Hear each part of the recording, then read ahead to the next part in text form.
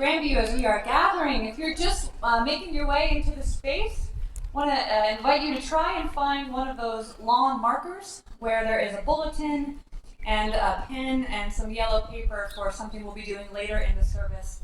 So if you are planted somewhere now and you're not by one of those, I'm going to invite you to either move your spot to where you see one of those, or just raise your hand and we'll have an usher come and bring those materials to you. So at any point, you can just raise your hand, and Shannon, who is over in that corner, she'll bring you the things that you'll need. So good morning. It is so good to be with you today. Today is Camp Sunday, and so it's got a camp flavor. We even have a campfire up at the front. I want to welcome you into this space, but also into the space of worship if you are worshiping from home today. My name is Pastor Liz, and we'll really love the opportunity to get to speak with you after the service. So if you are new to Grandview, please, at the end of the service, come on up, and the pastors will be up at the front, and we'd love to make introductions with you. So please do come up and see us after the service. A few announcements to share. The Memorial Garden Committee is gathering this Thursday, April 22nd, from 9:30 to 11 o'clock right here at Grandview. If you're new to Grandview or you've been wanting to learn more about this committee, you can send an email to Will Burkhart. His email address is in the Breeze directory. The garden crew is always looking for passionate gardeners and people who really desire to create reverent, sacred spaces. So send Will an email if you're interested in that. You can join Pastor Andrea at Power Lancaster's Zoom gathering at 4 p.m. today to discuss fair distribution of educational dollars to Pennsylvania schools so that no school district is left without adequate funding. Pennsylvania, which has long been an unequal distributor of funds, may be on the brink of making its education system fairer. So log on to the call and be a part of that good work at 4 p.m. You can register using the link found on the back of your bulletin or under the announcements tab on our website.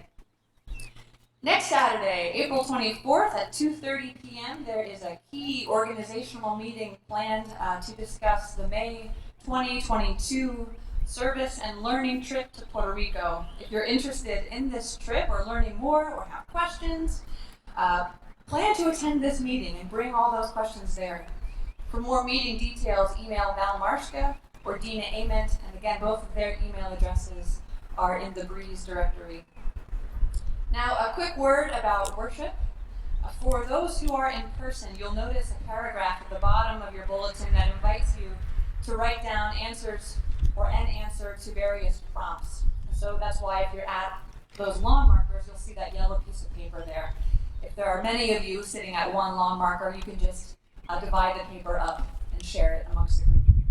So you're invited to write down maybe a fear you'd like to get rid of, or a hope you'd like to spark in others, or a word of thanks you'd like to rise up toward the heavens. So feel free to write down your answer to those prompts, or any of those prompts, at any point in the service. But then, during the offertory, you'll be invited to come up and bring that paper to the fire. That's also going to be our time of receiving the offering too. So whether you want to come up to the fire or not, there are black buckets situated all across the lawn. And for our folks over across the street, if you want to come over to the campfire, we'll have a parking attendant with a nifty vest come up and make sure it's safe for you to cross, so you don't have to worry too much about cars. And if you're worshiping at home, we invite you to participate by answering the same prompt, and we'll write that prompt underneath the video when we post it. And in lieu of a fire pit, you might choose to fold the paper up if it's a fear you want to let go of. Or you may choose to share your answer with another person in the hope that it will spark. Or you can fold up the paper into an airplane and throw it into the sky, imagining lifting those words up to heaven. So now, friends, let's continue on in worship. Thanks for being here.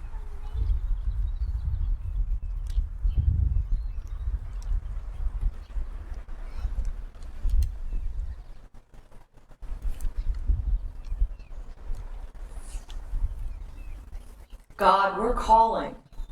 Answer when we cry out. Set us free from our troubles and have mercy on us. Listen to our prayers. God, we're calling. Help us to love what is lovely, not what is worthless and wrong. God, we're calling.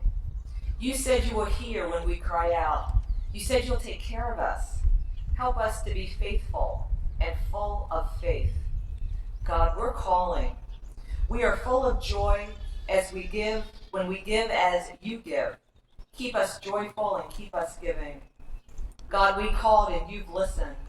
And because of you, we get to live and sleep in peace. Because of you, we are safe.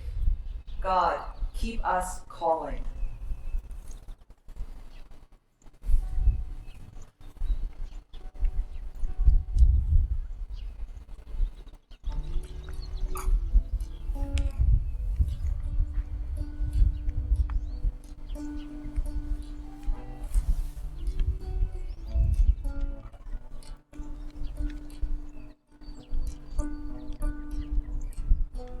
In thy righteousness, make thy way plain before my face. For it is thou, Lord, Lord only, that makest me dwell in safety.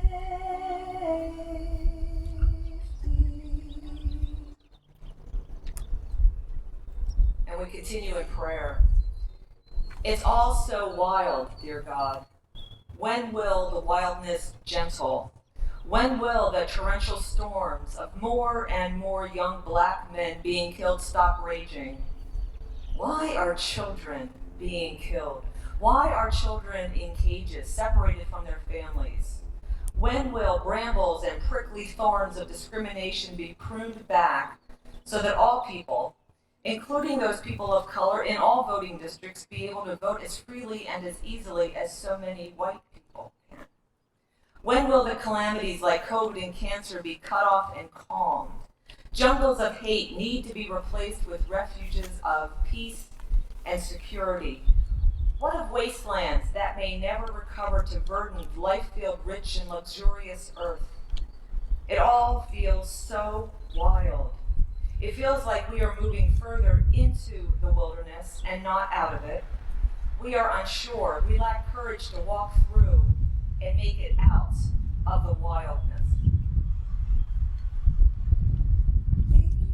Lead me, Lord, lead me in thy righteousness, make thy way plain before my face. And then, seemingly out of the blue, a peak of sky, maybe an emerging from the wilderness momentum, we get a letter at the church that says this: you don't know me.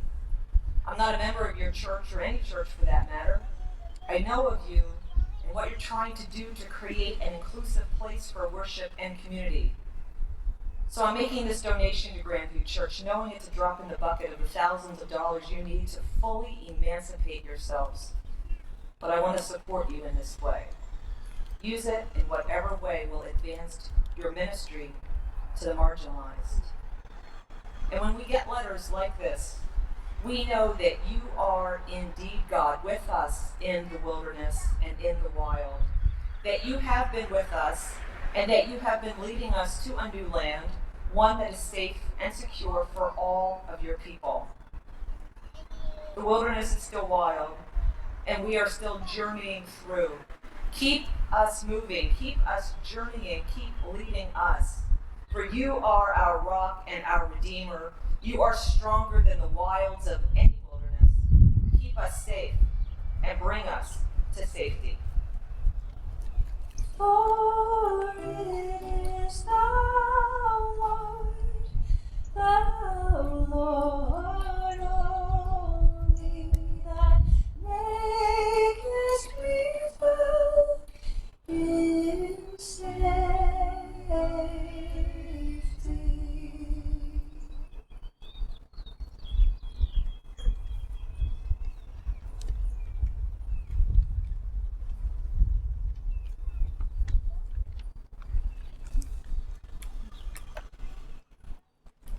As we sing, I invite you to tap your toe, clap your hands, one-handed clap if you feel so inclined. Move to the music.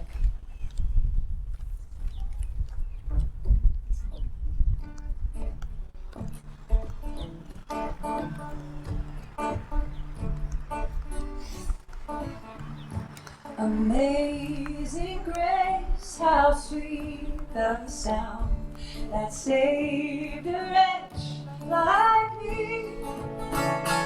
I once was lost, but now am found, was blind, but now I see. 'Twas grace that taught my heart to fear, and grace my fears relieved. Now precious did that grace appear, the hour I first believed. My chains are gone and been set free. My God, my Savior has ransomed me. Like a flood, His mercy reigns, unending love, amazing grace. The Lord has promised good to me. His word, my hope secures. He will my shield and portion be, as long as life endures. My chains are gone and been set free. My God, my Savior has ransomed me. Like a flood, His mercy reigns, unending love, amazing grace. The earth shall soon dissolve like snow, the sun forbear to shine. The God who called me here below will be forever mine. My chains are gone and been set free. My God, my Savior has ransomed me. Like a flood, His mercy reigns, amazing love, amazing grace, unending love, amazing grace.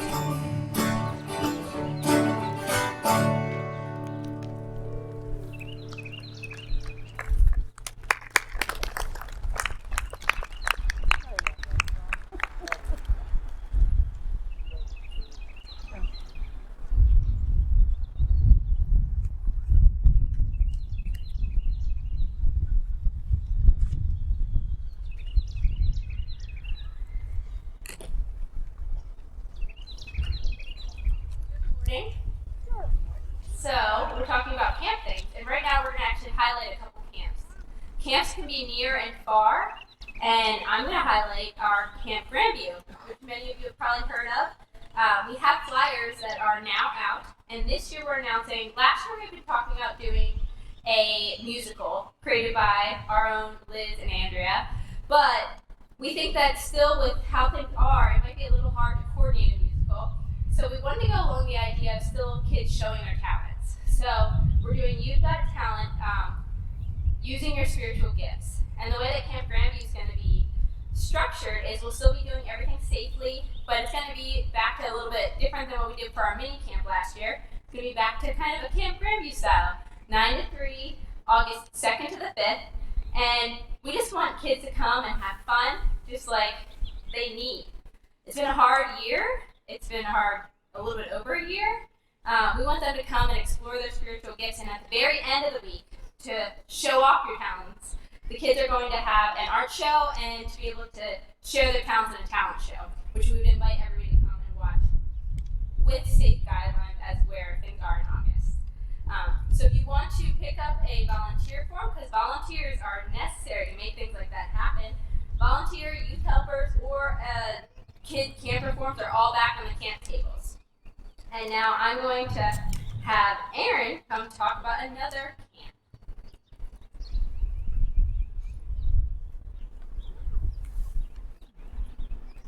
Hi, my name is Erin Farmer, and I'm going to highlight Gretna Glen.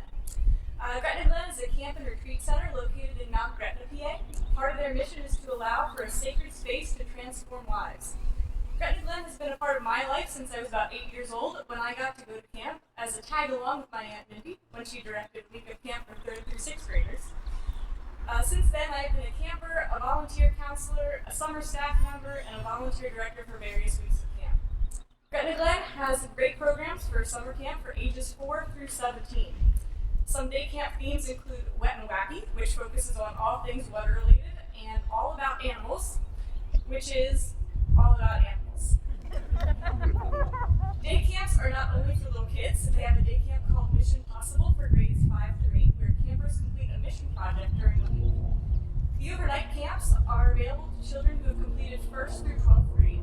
Popular ones include Totally Awesome Random Fun, which highlights all the special things about camp, and Night Owls. That one has kids doing all the normal things, but late at night. If you want to learn more about camp and see what it's like, they offer visit camp days so you can take a tour and learn more about the various programs. Not only does camp offer summer programming, but they also offer programs all year round for retreat groups, school groups, special programs, and outdoor adventure. This May, they will once again hold the Gretna Gritty, which is an obstacle course race where you can compete for time or with a group of friends for the fun of the challenge. There are brochures available for the Gretna Gritty over at the camp table in the back. Also, if you're a college-age person or knows one, camp is also a great place to work over the summer. If you want more information, you can check out their website for joining their summer staff. My experiences working at camp helped me be able to do the job that I have now, which is a 6th grade science teacher. When I enter camp's property, it feels like coming home. The space is very special to me, and I've been lucky to be able to spend so much time there, boating on the lake, doing archery, making crafts, and worshiping at chapel by the lake. Several of my closest friends are people that I've met at camp. I can't wait to send my daughter there, for various reasons, so she can also experience this place. If you have any questions, please see me or check out the brochures back at the camp table. Thank you. And now I'm going to invite up the former program director, Matt Klein from Pocono Plateau. We're getting a little farther. Camp Grandview, Gretna, and then Poconos are a little bit farther. Morning, everybody. I'll let everybody gives me a microphone, so sit back and relax. No, I'm Matt Klein. I live in just downtown Lancaster now, but I was the program manager at Pocono Plateau in Cresco, Pennsylvania. I also sit on the camping board for the Eastern Pennsylvania United Methodist Church, so I support anybody going to any camp they possibly want to go to. But as far as Pocono Plateau, I think it is number one. So, I wrote down a few thoughts this morning as I was thinking about camp. The answer to so many questions that people ask me in my life is always camp. Where did you grow the most in your life? At camp. Where did you start to hear God? At camp. Where do you go to or dream about going to when you feel you need to be refreshed? Camp. Where did you meet your wife? Camp. In 2003, when I was in high school, camp was crazy. Pocono Plateau has brought more into my life than any other single thing. The majority of my friends, most of my great memories, the morals I live by all came from my camp experience. I always tell my students, I'm also a 6th grade science and math teacher, and I tell their parents the same things, that they're all going to grow up to be professional adults. A lot of my 6th graders think they're going to grow up to be professional athletes, and I have to tell them that they're not. I thought I was going to grow up to be a professional athlete as well. You know, I played 3 sports in high school. I thought I was going to grow up and play sports, and I realized quickly I'm not. And I don't use those lessons or those talents anymore, but I think I'm a pretty good adult. You know, I think I'm a pretty good person, and that comes from the lessons I learned at camp. So my challenge to everybody, whether you're of camping age, whether you have kids of camping age, grandkids of camping age, whether you just know kids in your neighborhood, is to encourage them to go to camp. Pocono Plateau is farther away, like Kate said. Pocono Plateau is up in Cresco, Pennsylvania. It's about 750 acres in the middle of nowhere. When I first lived there and realized I didn't have access to all the Wi-Fi I wanted, I was worried. But it was ironic that Pastor Andrew had mentioned the wilderness this morning, because when I was sitting this morning and thinking about what I wanted to say, I realized that I was handed everything my whole life growing up. And I didn't really find myself until I was literally put into the wilderness of camp. I didn't figure out the person I wanted to be. I didn't figure out what I wanted to be when I got older. Everything was because I was stuck in the middle of nowhere in that wilderness. So we're all going through that wilderness times in our life, and I think camp could be that for a lot of people. So I encourage you to go to any camp, but Pocono Plateau is a great option. There's flyers in the back, and thank you for your time.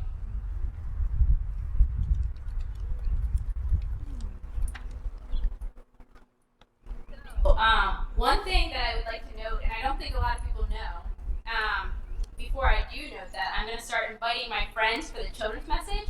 You can come and spread out in this open space up here. Don't go too close to the fire, so kind of stay up here. But young friends are welcome to come forward. I'm going to actually share something special with you. So families, go ahead. I would invite a parent maybe to come along. I have Aaron and Matt that are going to stay up here with me.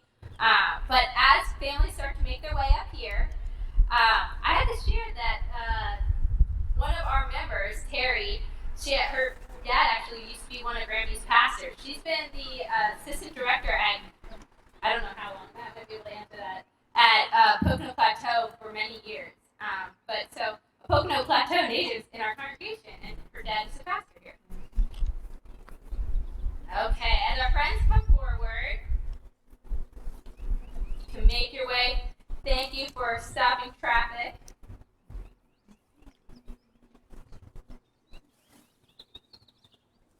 Good morning, friends.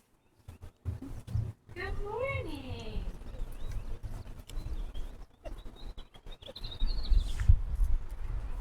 Good morning, good morning. I see faces I know, faces I don't know. I love it. Everybody looks comfy. What a beautiful morning God has given us. Okay. So some of my friends, I know, like for example, Charlotte and Lucas and even Lucy and Chloe are probably pretty familiar with the God-filled good morning, right? So how this is going to work, church, is my young friends and I are going to say good morning, and then you guys are all going to give the God-filled good morning back, okay? So young friends, on the count of three, we're going to say good morning. They're going to say it back to us, okay? So 1, 2, 3. Good morning! Good morning! Yay! So, have any of my young friends ever been to a summer camp, Vacation Bible School, or a sleepaway camp? Yeah? Did you have a good experience? Yeah. Well, camp is in the middle of nature, right? In the middle, kind of like what we're in right now. Well, I want to do a song, and I'm going to have Matt and Aaron from Gretna and Plateau come out here, and they're going to help me do some motions. And church, I invite you to join along with the motions too if you would like. I'll explain it. The song's Peace Like a River. It's a very camp song. And the motions are peace like a river. So, and then the best part is, friends, do you remember, what do I say when I say in my soul? What do I do? In my soul, like the sole of your shoe. So you touch the sole of your shoe. So we're just going to do peace like a river twice, okay? So, young friends, do you want to stand up so you can move a little bit? You can stand up. Yeah. Okay. So we're going to sing peace like a river. We did this in Sunday school this morning, so some of my friends know how to sing this. So, I got peace like a river, I got peace like a river, I got peace like a river in my soul, in my soul. I got peace like a river, I got peace like a river, I got peace like a river in my soul. Awesome job, friends. You guys can have a seat, and thank you everybody else. I saw other people doing it too. So, I mentioned during our, if you aren't aware, we're doing a families gathering at 10 a.m. on these Sundays that were in person right before this. And so this morning, Miss Jessica actually shared this story. Some of you may have seen it before. It's known as the Old Turtle. And I'm going to share just a little snippet. Some of my friends have heard it already. And it's kind of like a story that you might hear at camp. A lot of times you hear a tale or a Bible story that's about nature. Well, this is exactly what the story is like. So let's first, friends, name a couple things in nature. Can anybody name anything in nature? Kind of look around. Yeah. Chickadees? Oh, that was a good one. Chickadees. Trees. Yes, you see a bunch of trees right here, right?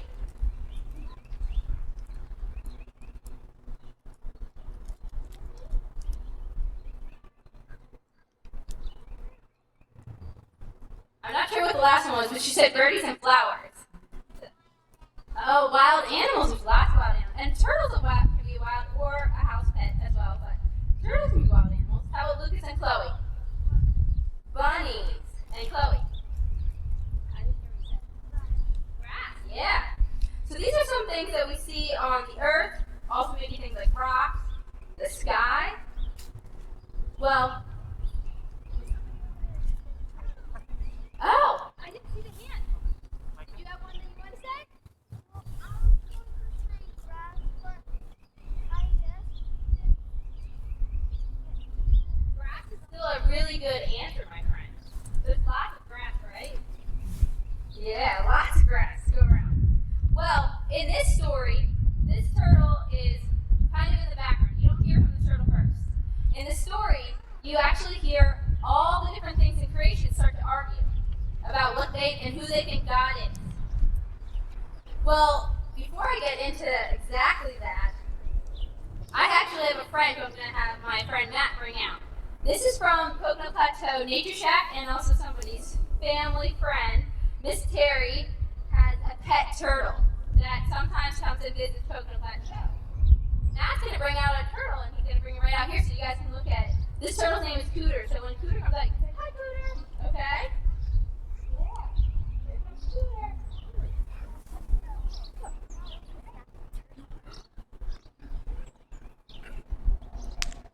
Here comes a turtle. So when you think of a turtle, is that where you definitely think wisdom to talk about God would come from? Oh, maybe. Declan says yes. Ah.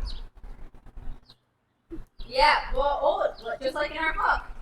This turtle in this story, the voice comes from an unlikely place.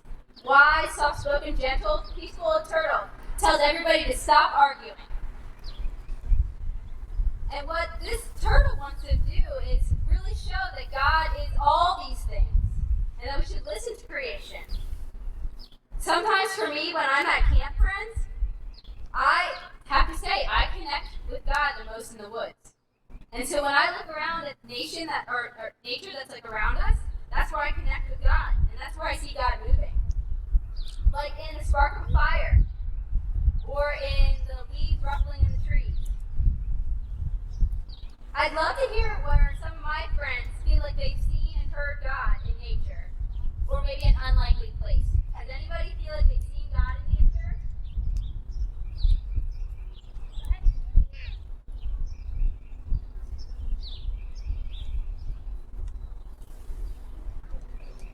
When you give. Oh. Yeah, when you give, that's a good place. Does anybody else feel like they see God? Declan. Declan says he feels it in the cool breeze. Are there any adults out there that feel like they see God in nature anywhere? Liz is like, huh? Right around, yeah. So, what I want you to look at is think about, as we're talking about camp things, as we're talking about doing worship outside, how are you experiencing God? And are you listening for God in the unlikely moments and the unlikely times, and the unlikely places? So, friends, I'm going to close this with a word of prayer. Will you join me?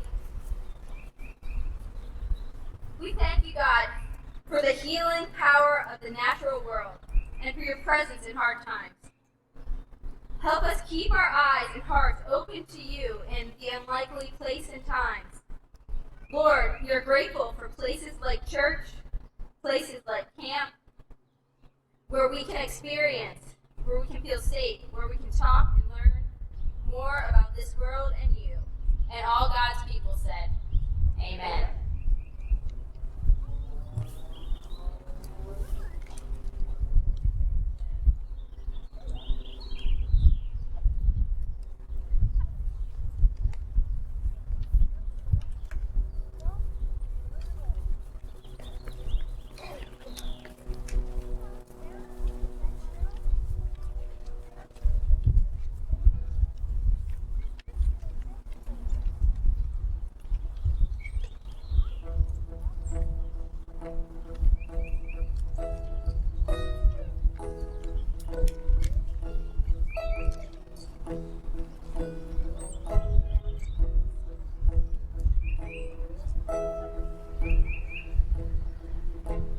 He is jealous for me.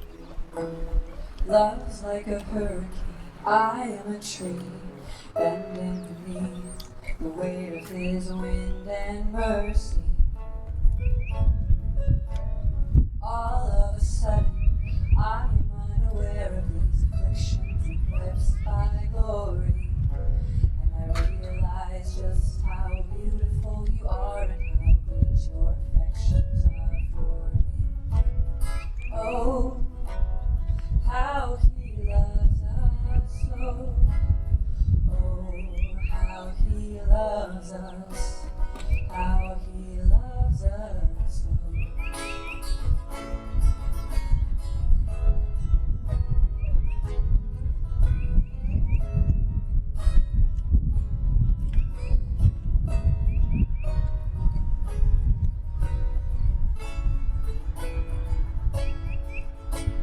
And he is jealous for me. Love's like a hurricane. I am a tree bending beneath the weight of his wind and mercy. When all of a sudden I am unaware of his afflictions eclipsed by glory. And I realize just how beautiful you are and how great your affections are for me. And oh, how he loves us so. Oh, how he loves us.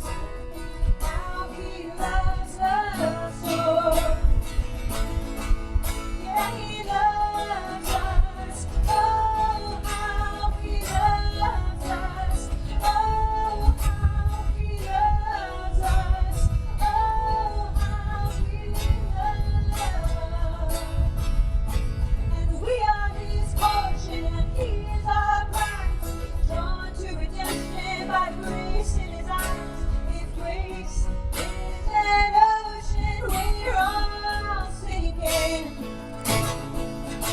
Though heaven meets earth like an embassy kiss, and my heart turns violently inside of my chest. I don't have time to maintain these regrets when I think about the way that he loves us. Oh, how he loves us. Oh, how he loves us. Oh, how he loves. Oh, how he loves us so. Oh, how he loves us. How he loves us so.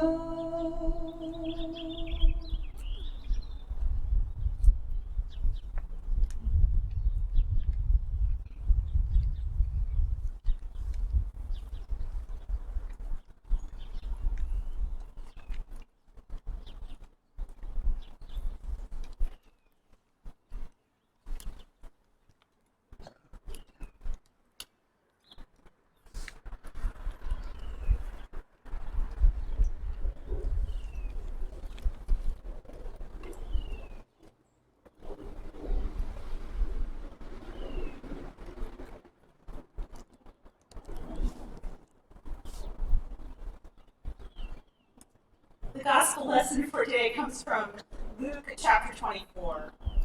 And it says we're starting at 36, but I'm going to start at the very beginning of 36, which makes it sound like we're just jumping in the middle of something. I'll talk a little bit more about that later. While they were talking about this, Jesus himself stood among them and said to them, "Peace be with you." They were startled and terrified and thought that they were seeing a ghost. He said to them, "Why are you frightened? And why do doubts arise in your hearts?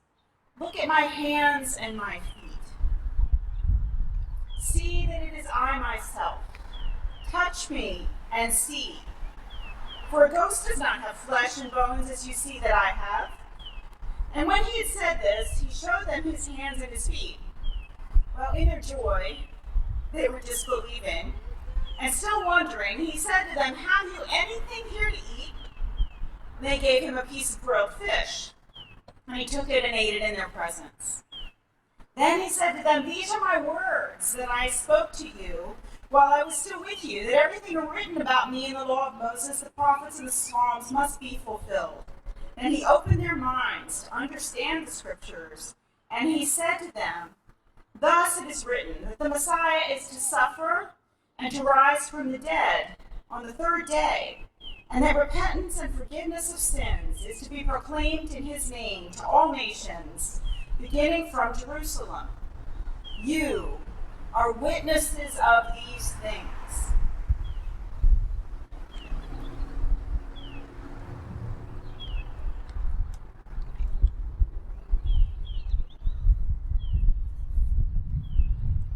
All right.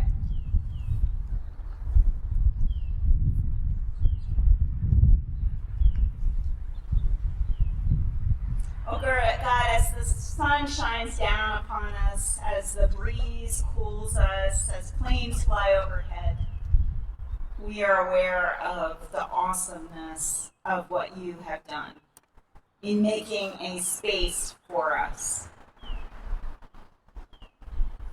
Help us now in this space to hear your word for us and for the world. And help me to speak with clarity and with peace. Amen.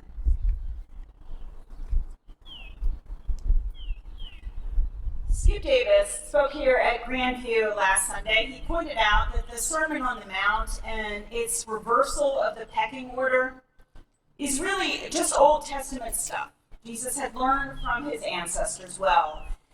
And just as when the prophets said these things, when Jesus said them, some loved it and some got so upset. Some got so upset that they killed him. Skip said, for resurrection to happen, for life to come forth after a death like that, God needs us to do something. God needs to do something. And somebody needs to respond to that. In essence, one or more of us need to do something about what God has done. It's not Easter, Skip said, until the knowledge of the resurrection gets from our head to our feet.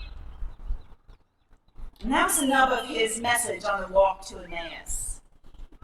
Reverend Matt Lenahan, a Lutheran friend of mine, pointed out to me this week that Cleopas and his buddy, for them, Emmaus was not a stopping point on the way to somewhere else. The two friends had come from Jerusalem, and after they ate and they realized what they had witnessed, they immediately, within the hour, the story says, went back to Jerusalem to tell it to the rest of the disciples. And that's where this lesson picks up. They just arrived, out of breath, late at night, back in Jerusalem. They're together with the other followers again. And they're being told that Simon, also known as Peter, has confirmed what the women said they saw. Now, these two friends are telling what they experienced. Jesus walked with them, eating with them, and just then, Jesus shows up again. And still, everyone's very afraid. They still don't get it, and Jesus tries to settle them down. Peace be with you. Our friend Sam McMinn says this is a lot like saying, don't be afraid. But they're still freaking out. So Jesus sort of nonchalantly changes the subject. Sam pointed this out too. Hey, anybody here got something to eat? And then give him a piece of fish, and he eats it. And that proves he isn't a ghost, and we know this because we've seen the Pirates of the Caribbean. We know that pirate ghosts, when they try to eat something, it just turns to ashes in their mouth. So he eats this fish, right?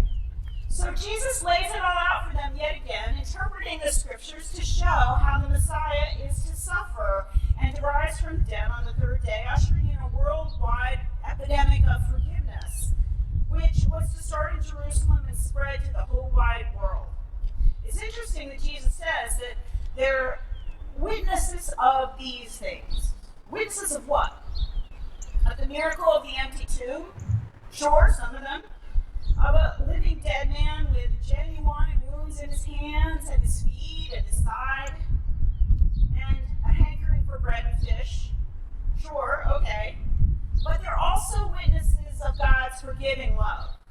They've witnessed it in the sense that at that very moment, they're fully experiencing it themselves. Remember, the folks in this room had really messed up, betrayed, denied, deserted Jesus, and yet here he is showing up again and again, to hang out with them, to eat with them, to keep teaching them what they need to know. They're witnessing God's impartial and forgiving love for them, then and there. And who better to testify than a witness? And Jesus points this out to them. You're the ones to give legs to this message because you've been through it, he says. People will believe you because you know whereof you speak. Not because you're so good, but because you've messed up hugely, and I love you anyway, and you know it. And what about those two who had just come back after their 7-mile walk to Emmaus? Why had they gone there in the first place? They don't seem to have been on their way anywhere. They had just needed to step away, get some fresh air, take a hike, go to camp. They each needed to talk through their grief and their sense of betrayal with a friend. They needed to be fed by Jesus again, because we do, over and over again. And then, having been fed and having come to understand that Jesus remained in their midst, they get up and they go again that very hour. They don't even sleep, apparently. They go in the dark, like those women did. They had witnessed the resurrection, the ongoing pulse of Jesus in the world still beating. They had experienced grace that met their ignorance and folly with love. This was something too big for two people to carry by themselves. So they went back, not because they were stuck in a rut, they went back in order to go out with more. They go back to get others to run with them. They go back on double so that they can go out, multiplied for the task ahead of them. Thus, this becomes the inflection point at which Luke wraps up his first film and begins its great sequel, the book of Acts, in which the apostles' footwork gets really fancy. It carries the good news from Jerusalem to Judea to Samaria to the end of the earth. Where are your toes pointed? What good news does God need you to share wherever you are? Here are some good news things that need doing at Grandview or through Grandview right now. We have a young man, Tyler McNair, joining our staff. He's taking on one of the hardest jobs in any church. He'll be the youth director. What Tyler needs to be successful, and we really want that to be so, is some enthusiastic volunteers around him. Can you feel your toes wiggling as I ask that? Does that seem exciting to you? If so, talk to Tyler, or maybe for now, talk to Kate, because Tyler's busy with finals and graduating right now. But he'll soon be here, and he'll need a team. We want to start more conversations about protecting our planet. Brenda Kaufman has often been a person who has carried that around here. Many of you listened and responded when Skylar Horton spoke about it 2 Christmases ago, and we made some changes based on that.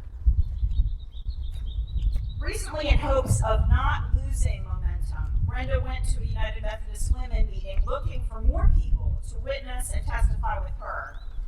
And the UMW are now asking us, can this circle grow even wider?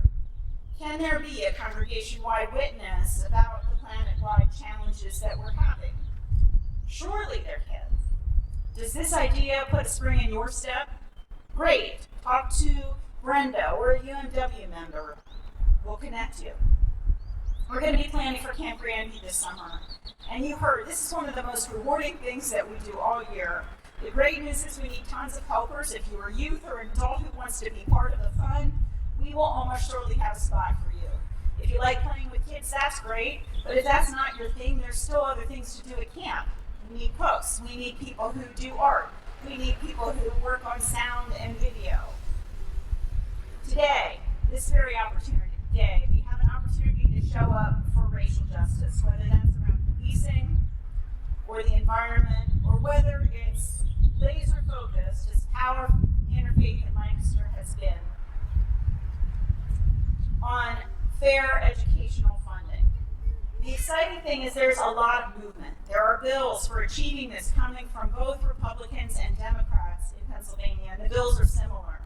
But there's also fierce opposition coming from shrinking school districts that have refused to give up what they regard as their forever share of the pie, even as their student population shrinks. The support of people of faith has already helped to build a lot of momentum around this. Our presence now can help get the ball over the goal line. Now, Matt Lenahan, that Lutheran pastor I quoted earlier, he actually thinks his congregation is going to have more people at Power Zoom gathering this afternoon than Grandview will. Rubbish, I told him. He's just talking smack. Watch, Matt, I told him. Grandview people are runners. We are doers. We show up where there needs to be good tidings that turn into good news. So I'm pretty sure we're going to win the race. Are your toes wiggling? Let me know. And I'll make sure you have that Zoom link. There's information about that on the back of your bulletin today. After the decadence of old ways of doing is revealed, after systems that have caused death are dismantled, resurrection can happen when we seize the day to participate in God's resurrection action. When we call others together with us and join others who invite us and go into the world with good news of fairness and forgiveness, of fun, and of a fantastic future. Ready?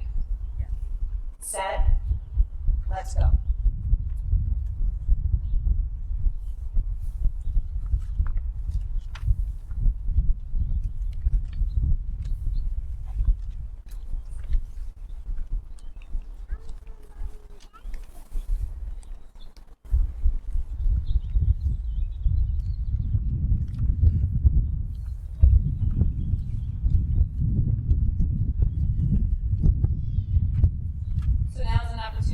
Put those wiggling toes into movement.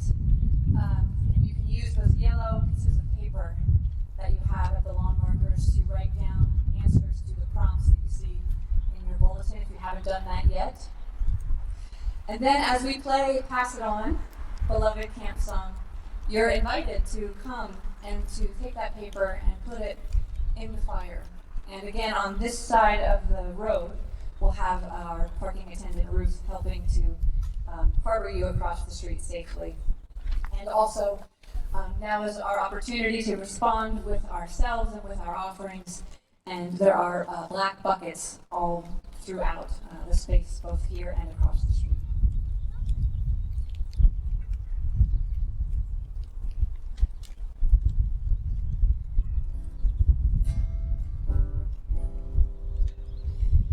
It only takes a spark to get a fire going,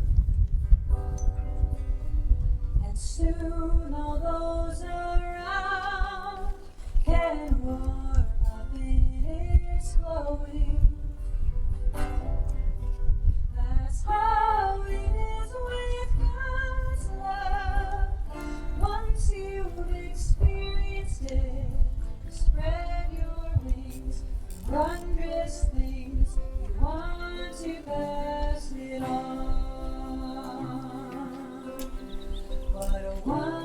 this time is spring, when all the trees are budding.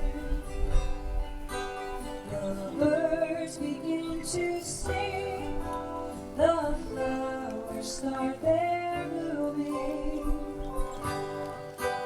That's how it is with God's love. Once you've experienced it, you want to sing. It's fresh like spring. You want to pass it on. I wish for you, my friend, this happiness that I found. You can depend on Him. It matters not where you're bound. I'll shout it from the mountaintop. I want the world to know the Lord of love has come to me. Want to pass it on. Let's do that again. I'll shout it from the mountaintop. I want the world to know the Lord of love has come to me. I want to pass it on.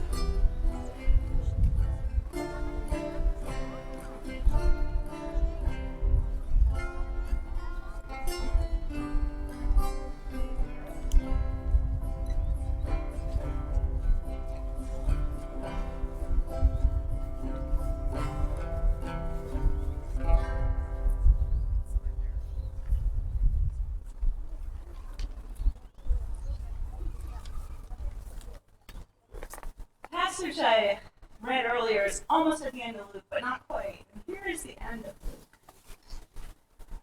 Then he led them out as far as Bethany, and lifting up his hands, he blessed them.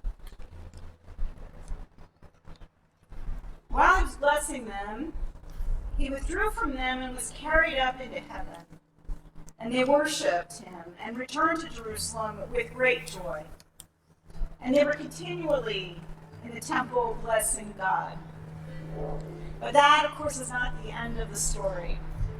We come back to be refreshed, to be fed, to sing, to see one another.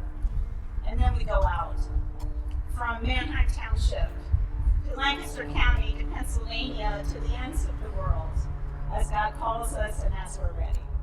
Go forth. Go forward. Go forth in peace and in love.